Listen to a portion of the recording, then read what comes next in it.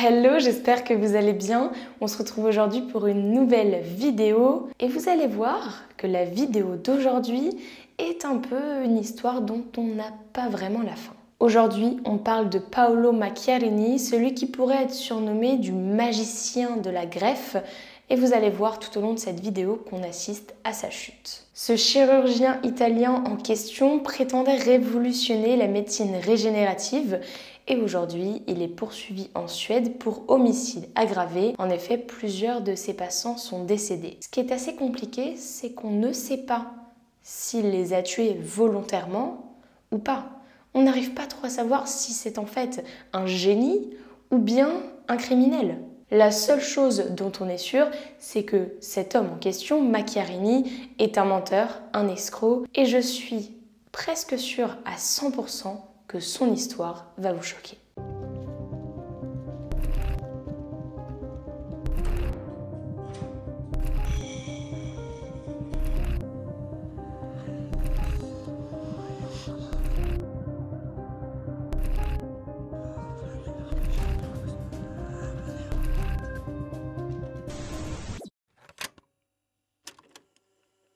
Paolo Macchiarini naît le 22 août 1958 à Bâle, en Suisse, et très vite, il part avec ses parents pour vivre en Italie. Je n'ai rien trouvé concernant son enfance, donc on va faire un saut dans le temps de 28 ans pour se retrouver en 1986, année pendant laquelle il obtient son diplôme de médecine à la faculté de médecine de l'université de Pise en Italie. Ce n'est qu'un premier pas dans sa carrière puisque ce qu'il désire réellement au fond de lui, c'est devenir un chercheur.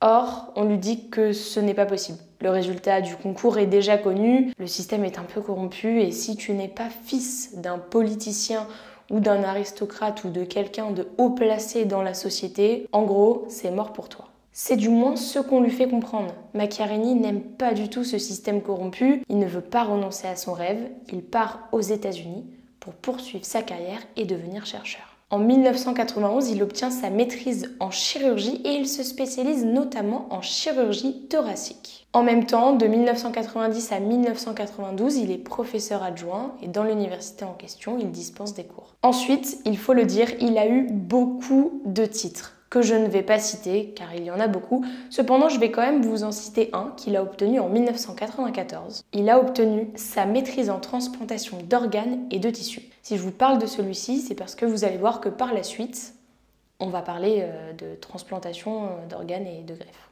Après ça, Macchiarini devient professeur titulaire à l'université Paris-Sud, mais aussi un petit peu pendant un court temps dans une université en Allemagne, l'université de médecine de Hanovre. De 2006 à 2009, il est chercheur. Ça y est, il a enfin réussi ce qu'il voulait faire. Il est chercheur dans un institut axé sur la biomédecine à Barcelone. En même temps, il est affilié à l'université de Barcelone et travaille aussi dans l'hôpital clinique de Barcelone. Ensuite, de 2009 à 2014, il donne quelques cours dans une université de Londres. Voilà un peu le topo. Paolo Macchiarini est un très bon professeur, un très bon chirurgien et un médecin connu et reconnu. Et c'est même un visionnaire, car en 2008, il devient le premier chirurgien à réaliser une greffe de trachée colonisée par des cellules souches du receveur. Ce qui, en principe, doit faciliter la cicatrisation et réduire les risques de rejet. Pour vous expliquer, lorsqu'on procède à une greffe, on rencontre deux problèmes. Le premier, c'est le rejet.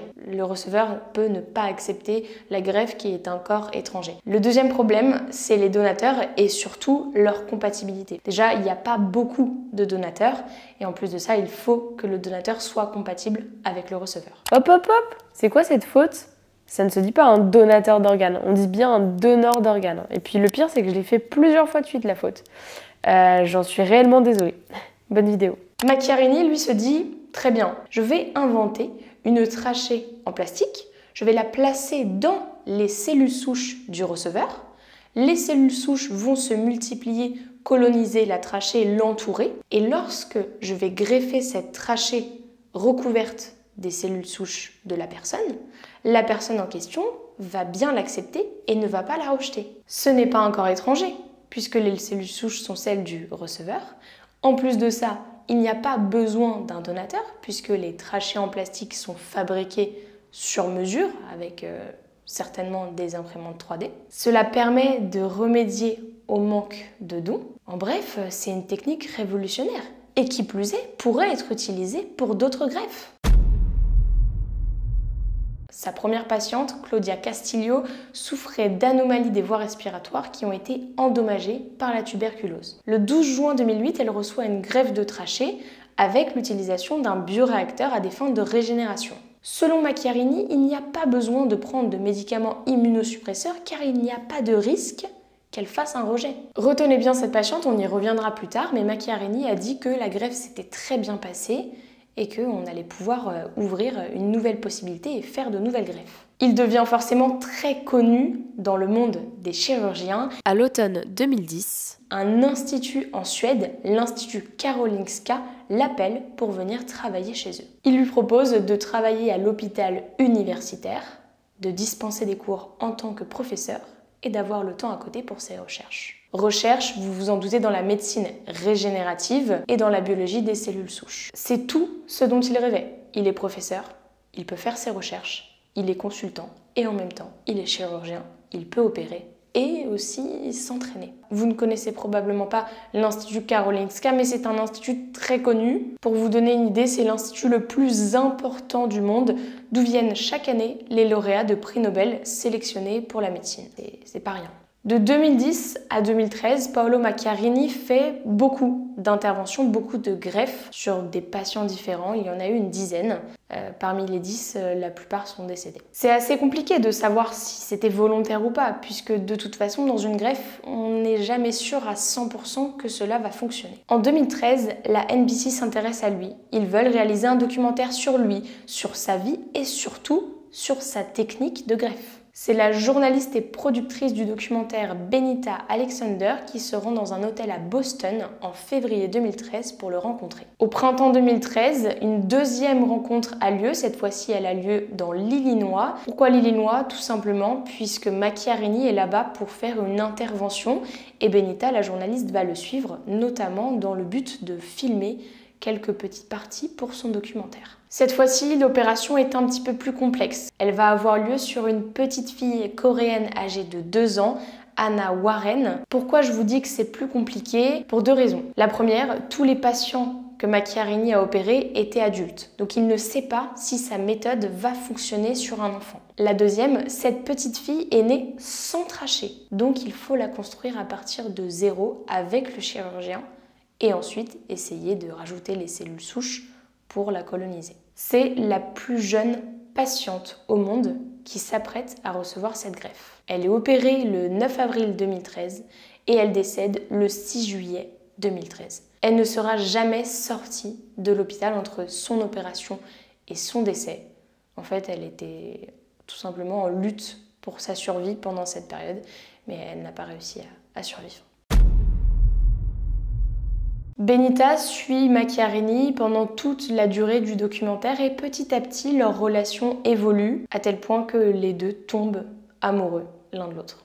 Mais ils savent que ce n'est pas possible. Benita déjà, elle a une certaine éthique du travail, donc elle ne veut pas mélanger le professionnel et le personnel. En plus de ça, elle a une relation assez compliquée avec son ex-mari. Voilà, elle n'ose pas trop franchir le pas de se mettre avec quelqu'un d'autre. Et ce n'est pas tout. Un autre problème les empêche de concrétiser leur relation. Macchiarini est toujours marié. Bien que séparé, le divorce n'a pas encore été prononcé. Cependant, ce dernier ne renonce pas à cette relation naissante. Il invite Benita à passer un week-end en amoureux à Venise. Et là, il lui sort le grand jeu. Il la couvre de cadeaux, il l'emmène dans les hôtels les plus chers, les restaurants les plus chers. Il lui montre qu'avec lui, elle sera heureuse. Et ce n'est pas le seul week-end et les seules vacances qu'ils vont faire ensemble, puisqu'ensemble, ils vont partir à Porto Rico, Bahamas, en Grèce. Et à chaque fois, les deux maîtres mots de ces week-ends, escapades, vacances sont luxe et romantisme. La raison aussi pour laquelle il la couvre beaucoup de cadeaux, qu'il lui fait plein de déclarations, notamment par vidéo,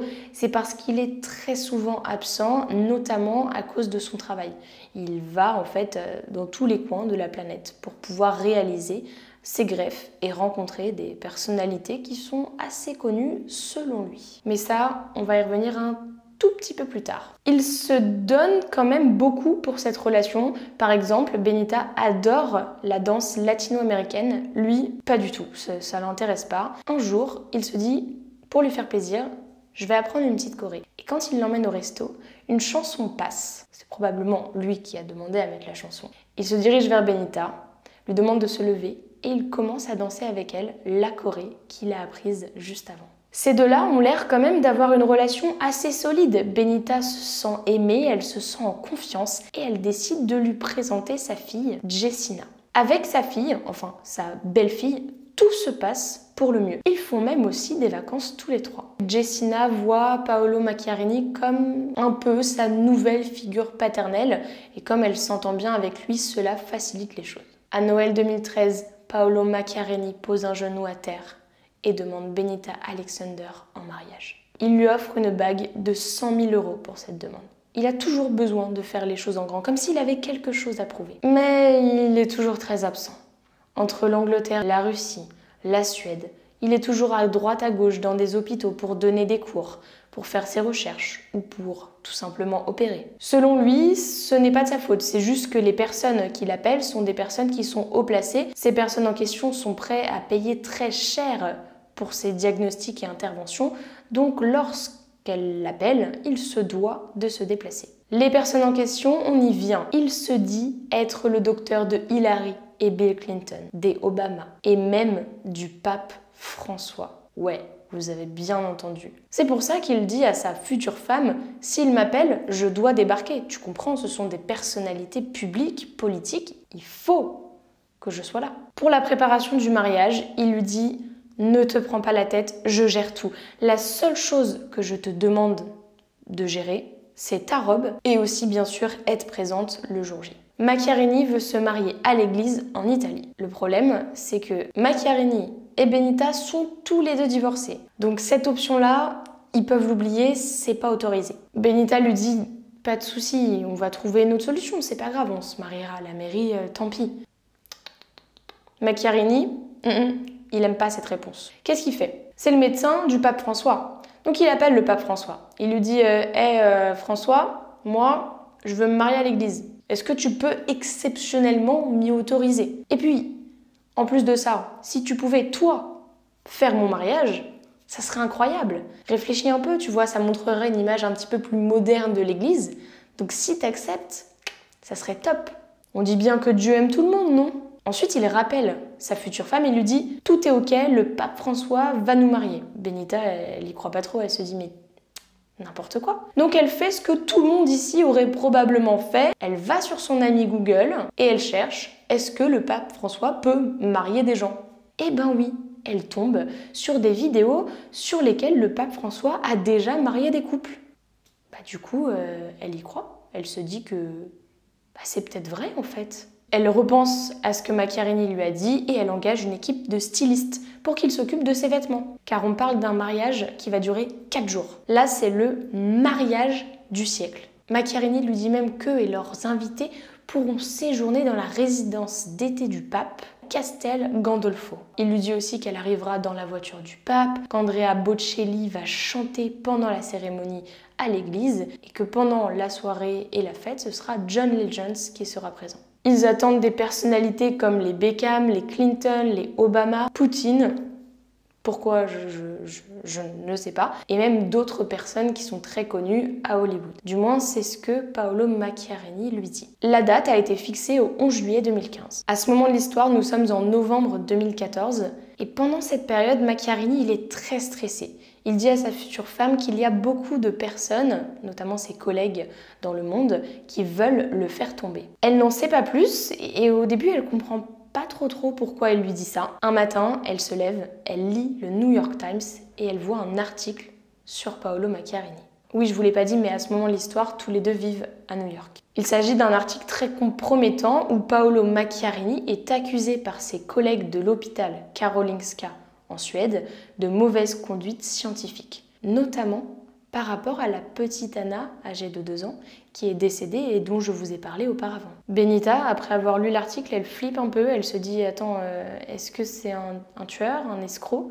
Et Macchiarini, il la rassure, il lui dit « Mais C'est normal que les gens s'en prennent à moi. Je suis un visionnaire, ils sont jaloux de moi. C'est pour ça qu'ils veulent me faire tomber. Tu sais, dans ce métier, quand on réussit, quand on devient connu, les autres, ça leur fait de l'ombre et c'est pour ça qu'ils s'attaquent à moi. Il lui dit aussi que la petite Hannah Warren était une enfant. Il y avait donc un risque beaucoup plus grand puisque c'était la première fois qu'il réalisait une greffe sur un enfant. Et pour finir de la rassurer, il lui dit « T'inquiète pas, quand on sera mariés, on ira vivre à Barcelone, j'ai une maison là-bas, tu viendras avec ta fille. Tout cela sera derrière nous et on sera très heureux. » À ce moment-là, Benita décide de démissionner de la NBC. Et elle reçoit un mail de l'un de ses collègues qui lui dit Est-ce que tu sais que le 11 juillet 2015, le pape, il n'est pas à Rome, hein. Il est en déplacement. Et c'est un déplacement qui est prévu depuis très longtemps. Donc ton futur mari, il te ment certainement. » Enfin, elle a des red flags. Elle l'appelle pour essayer de savoir ce qui se passe. Elle lui dit « Mais attends, c'est quoi ce délire ?» Macchiarini, il reste très calme. Il lui dit « Non, mais c'est le pape d'avant. Il a appris que le pape François allait nous marier. Il a voulu se mettre en travers de ça, puisque ce n'est pas autorisé normalement. Et donc, il lui a collé un déplacement. Il a une réponse à tout. Cependant, ce qu'il raconte, ça n'a aucun sens. Il lui redit une fois « T'inquiète pas, je gère. Je prends l'avion, je vais à Rome et je vais parler au pape. » Benita lui dit « Ok. » Elle raccroche. Cette fois-ci, quand elle raccroche, elle ne le croit plus. Elle a un déclic. Elle se dit « Il y a un truc qui ne va pas. » Elle appelle le château où il devait dormir et où les convives devaient également dormir pour demander s'il y a bien une réservation au nom de Paolo Macchiarini. Le château, il dit « Bah non, on ne connaît personne de ce nom. » Ensuite, elle appelle le traiteur de Florence pour savoir s'il y a bien une réservation pour le banquet, la nourriture. Pareil, pas de Macchiarini dans les listes de réservation. Elle engage un détective privé. En fait, elle n'en engage pas qu'un seul, elle en engage deux. Un aux États-Unis et un en Italie. Au même moment, de plus en plus d'articles sont publiés. Son futur mari est de plus en plus stressé et il se justifie constamment. Benita, de son côté, elle commence à paniquer et elle lui propose de reporter le mariage. Pour lui, c'est une aubaine, puisque de toute façon, il n'a rien préparé pour ce mariage, il n'a rien réservé. Le seul problème, c'est que selon lui, il y a 300 invités et qu'en plus de ça, ces invités-là ont déjà avancé des frais, notamment pour les billets d'avion, pour ceux qui venaient des États-Unis. Donc, il faut les rembourser. Grâce au détective en Italie, elle découvre que Macchiarini n'est pas le médecin personnel du pape François. Bon, on pouvait s'en douter. Et qu'en plus de ça, le Vatican tout entier ne le connaît pas. Il ignore totalement qui il est. À cela s'ajoute aussi l'information qu'il n'est pas non plus le médecin des Obama ni des Clinton. Quant à la bague de 100 000 €, Benita se dit « Tiens, je vais la faire expertiser, on ne sait jamais. » Elle ne valait que 1 000 €. Bon, on n'est pas là pour juger de la valeur d'une bague, hein, loin de là. L'important de cette bague, c'est vraiment la signification qu'il y a derrière. C'est juste que ça prouve encore une fois que Macchiarini est un escroc, un menteur. Elle découvre ensuite le pire. Macchiarini est toujours marié à son ex-femme, alors qu'il lui avait dit que tout était en règle et que c'est bon, il pouvait se marier. Elle réfléchit pas trop. Elle utilise le billet d'avion qu'elle avait pour son mariage, elle se rend en Italie, certainement dans le but de trouver des réponses. Puis après ça, elle se rend à Barcelone, car elle se rappelle que Macchiarini a une maison à Barcelone et elle sait où se situe cette maison. Donc elle veut voir si la maison existe vraiment, puisque pour l'instant, il lui a menti sur toute la ligne. Pour rappel, c'est la maison dans laquelle Macchiarini lui avait promis qu'ils allaient emménager après leur mariage avec la fille de Benita. En plus de ça, Benita, sa fille et Macchiarini auraient dû y aller à plusieurs reprises. Cependant, à chaque fois qu'il y avait l'opportunité ou alors qu'il fallait y aller, par exemple la semaine d'après, il avait toujours une bonne raison d'annuler et de reporter. Au final, elles n'y sont jamais allées. Benita, elle se rend à Barcelone avec ses amis. Elle n'y est pas allée toute seule. Ils arrivent dans la rue de la maison et elle décide quand même de mettre une perruque blonde au cas où, on sait jamais. Parce qu'elle avait dit à son futur mari au téléphone qu'elle était restée à New York avec ses amis. Et lui, il lui avait aussi menti en lui disant qu'actuellement, il était en Russie. Dans l'allée de la maison, elle aperçoit Macchiarini avec une femme et des enfants. Elle sait pertinemment que ce n'est pas son ex-femme. Pour elle, c'est la douche froide. Elle n'arrive pas à trouver les mots, elle n'arrive pas à expliquer ce qu'il se passe. L'homme qu'elle aime profondément, il lui ment, il la trompe, il mène une double vie. Et qui sait, peut-être qu'il ment aussi sur beaucoup d'autres choses. Benita lui écrit un très long message, vraiment un pavé, pour lui dire qu'elle a tout découvert, qu'elle sait qu'il ment, qu'elle ne veut plus entendre parler de lui, enfin bref, elle lui avoue tout. Message auquel il répond « Waouh !»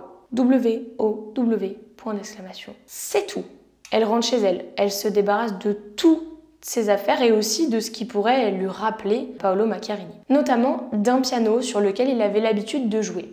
Et alors là, quand elle revend le piano, l'acheteuse récupère le piano et lui dit « Ah, c'est super, j'adore ce piano. En plus, vous savez, dans le piano, il y a déjà des morceaux qui sont préenregistrés. » Benita lui dit « Comment ça, des morceaux enregistrés ?» L'acheteuse, elle lui dit « Oui, vous pouvez sélectionner le morceau et le piano, il joue tout seul. » Ah oui, c'est possible ça? Elle re-regarde les vidéos qu'elle avait de Macchiarini en train de jouer du piano. Et sur l'une des vidéos, on le voit en train de jouer.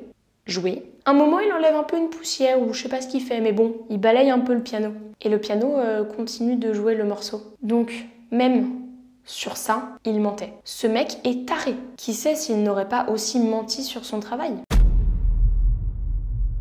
Elle envoie un mail à l'Institut Karolinska. Et elle apprend, lorsqu'ils lui répondent, qu'il y a déjà un journaliste du nom d'Adam Siralski qui enquête sur lui. Adam avait déjà appelé les universités dans lesquelles Macchiarini avait soi-disant étudié et avait obtenu des diplômes, des maîtrises. Et pour la plupart des universités, c'était faux, il n'avait rien obtenu. En fait, c'est lui qui fabriquait ses propres diplômes, ses propres certifications. Bon, il est chirurgien, ça on peut pas lui enlever, il a fait une spécialisation en chirurgie thoracique, mais il y a beaucoup de ces titres qu'il a obtenus après qui étaient faux. La plupart du temps, Paolo Macchiarini écrivait dans les rapports post-opération que les greffes s'étaient très bien passées, que les patients se portaient bien, alors que la plupart d'entre eux étaient soit déjà décédés quelques jours après, soit ça s'était très mal passé et ils sont décédés quelques mois après. En janvier 2013, c'est un article publié dans Vanity Fair qui remet en doute le CV de Paolo Macchiarini. À la suite de cet article, l'Institut Karolinska décide de faire des vérifications,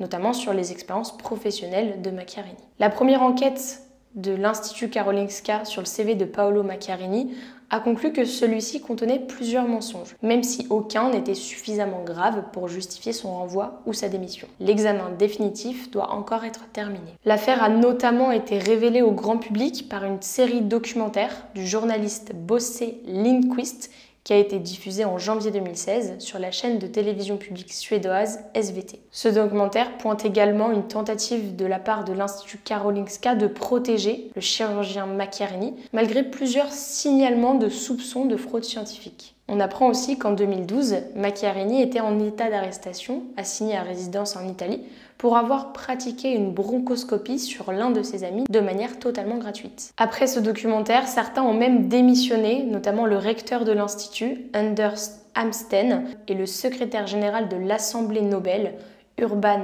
Lendal, qui était notamment chargé de la désignation du prix Nobel de physiologie et de médecine. Par la suite, le conseil d'administration de l'Institut a en grande partie été renouvelé. En 2019, Paolo Macchiarini est condamné en Italie à 16 mois d'emprisonnement pour falsification et abus. Il continue de nier. 3 ans plus tard, son procès a lieu en mai 2022, cette fois-ci c'est en Suède, et il tente de conquérir le tribunal. Il fait des dessins de trachée pour expliquer, utiliser des mots que lui seul connaît, juste pour un peu perdre tout le monde et dire « Vous voyez, moi j'ai tout fait bien ». Il dit que c'est impossible qu'il ait fait des erreurs et son avocat dit « Mais vous savez, quand il y a une opération, il y a une équipe. Donc ce n'est pas le seul derrière ça. » Et les autres, où sont-ils? Est-ce que quelqu'un leur a mis un procès? Le 16 juin 2022, Macchiarini est reconnu coupable d'avoir causé des violences involontaires dans le cas d'un patient. Le parquet constate que les interventions chirurgicales sont basées sur des méthodes non prouvées et non scientifiques. Il ne peut donc pas démontrer l'intention d'infliger ces souffrances. Donc, Macchiarini n'écope que d'une peine de sursis, il va être surveillé pendant 2 ans. Ensuite, il serait parti à Krasnodar, en Russie, pour gérer un centre de régénération des organes. Le 21 juin 2023, Paolo Macchiarini apparaît lors d'une conférence de presse. Il a été condamné à 2 ans et demi de prison par la Cour d'appel de Stockholm pour maltraitance aggravée envers 2 des 3 patients, car ces derniers ne se trouvaient pas dans un état suffisamment grave lors de l'intervention et auraient pu rester en vie pendant une période non négligeable sans celle-ci. Le 3e patient, lui, était dans une situation d'urgence, mais la procédure était malgré ça injustifiable. Paolo Macchiarini a réagi en disant « L'intention de nuire est l'allégation, l'accusation la plus terrible que l'on puisse formuler à l'encontre d'un médecin ». Son avocat Björn Hurtig a dit qu'il allait faire appel du jugement car son client est très tourmenté.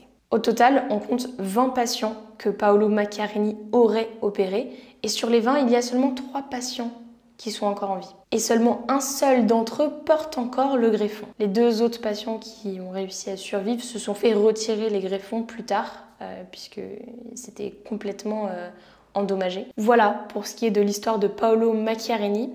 On va pas s'arrêter là, puisque j'aimerais bien attirer votre attention sur 2-3 autres informations que j'ai pu lire.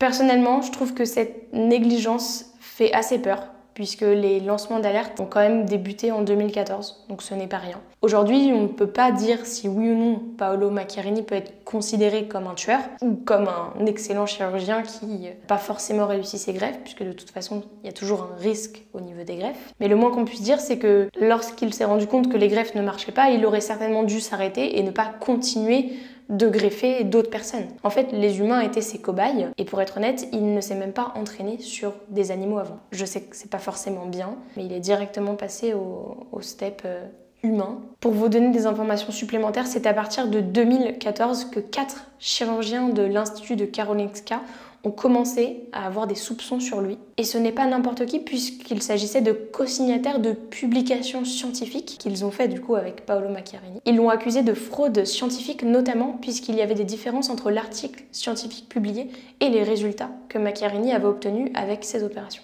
Aussi, en 2015, un professeur de chirurgie de l'université d'Uppsala, le professeur Bengt Gerdin, a rendu un rapport qui montrait effectivement qu'il y avait une falsification des résultats publiés par le chirurgien italien. L'Institut Karolinska a bien évidemment vu ce rapport, mais en août 2015, contre toute attente, il lave le chirurgien de tous les soupçons qui ont été portés contre lui. Et c'est une décision qui est juste incompréhensible, puisque là on a quand même 5 personnes qui se sont dit qu'il y avait potentiellement un problème, et l'Institut Karolinska, après vérification, a dit non, il n'y a rien du tout. Encore une fois, Macchiarini dira « Je suis un génie, c'est pour ça que les gens veulent me faire tomber ». Pour le professeur Pierre Delahaire, chirurgien de l'Université catholique de Louvain en Belgique, Macchiarini représente l'un des pires cas de mauvaise conduite scientifique. En mai 2015, sur la chaîne SVT, il disait même que les méthodes du chirurgien étaient l'un des plus grands mensonges de l'histoire de la médecine, considérant même qu'infliger l'opération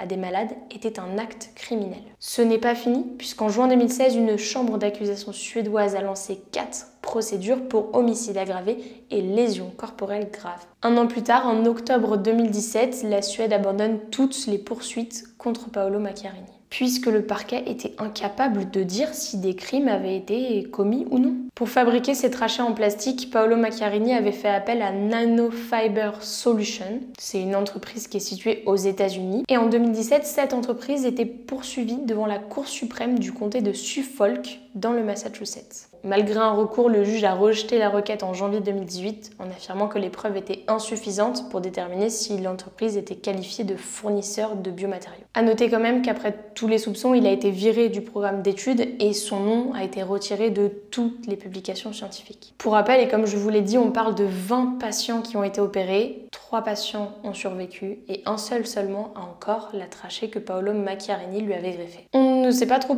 par quel miracle du coup, vu que c'est 1 sur 20, mais il l'a encore. On va reparler un tout petit peu de la première patiente de Paolo Macchiarini, Claudia Castillo. La deuxième femme qu'il aurait dû opérer après Claudia était une certaine Paloma Cabeza. Avant l'opération, la famille de Paloma a rencontré Claudia Castillo. Et ils lui ont posé des questions pour savoir comment s'était passée l'intervention, comment elle l'avait vécue, comment elle se sentait après l'intervention, puisque tout ce qu'ils avaient lu, c'était que ça s'était très bien passé. Claudia leur dit que c'est complètement faux, que ça s'est très mal passé, qu'elle le regrette presque. Après avoir parlé avec Claudia, la famille de Paloma et Paloma décident de ne pas faire l'opération. A noter aussi que pour Claudia Castillo, son cas s'est aggravé, elle a eu des complications et en 2016, elle s'est fait retirer le poumon gauche. Maintenant, elle va mieux, du moins de ce que j'ai pu en lire.